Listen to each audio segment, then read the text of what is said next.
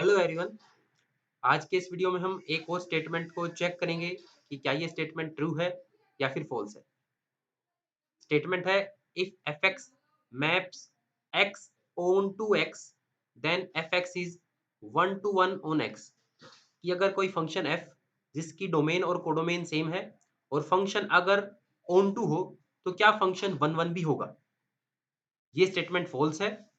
तो आइए अब हम इस स्टेटमेंट को फॉल्स प्रूव करते हैं।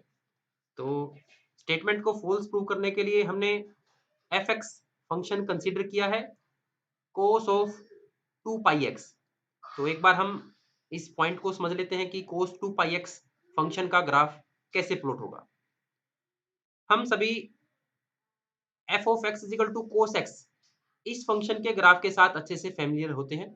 हम जानते हैं f of x equal to cos x का ग्राफ इस तरीके से प्लॉट होता है। लेकिन जब x के साथ कोई रियल नंबर मल्टीप्लाई कर दिया जाए तो ट्रिग्नोमेट्रिक फंक्शन के टाइम पीरियड पर क्या इफेक्ट पड़ता है, हम उसको समझते हैं। हम जानते हैं cos x फंक्शन का टाइम पीरियड होता है 2 पाई। लेकिन अगर x के साथ कोई रियल नंबर अगर मल्टीप्लाई किया गया है, जैसे यहाँ पर x के साथ 2 पाई मल्टीप्लाई किया गया है, तो इस फंक्शन का टाइम पीरियड होगा 2 पाई बाय 2 पाई।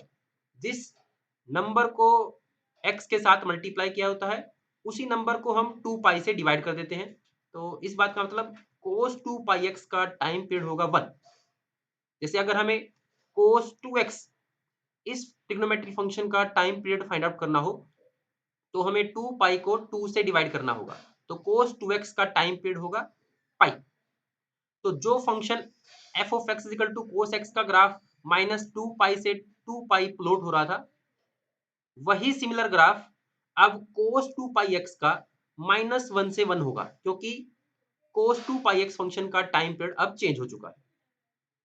तो हमने f of x equal to cos 2 pi x function का ग्राफ कैसे प्लॉट होगा उस पॉइंट को समझ लिया है।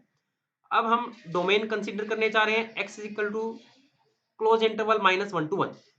हम देख सकते हैं इस ग्राफ में हमने यहाँ पर cos 2 पाई x का ग्राफ -1 से 1 ड्रा किया है और फंक्शन इस डोमेन पर ऑन टू है।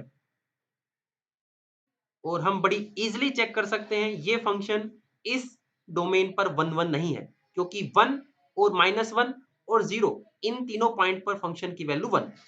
तो इसी वजह से फ्रेंड्स ये स्टेटमेंट फॉल्स है। तो थैंक यू।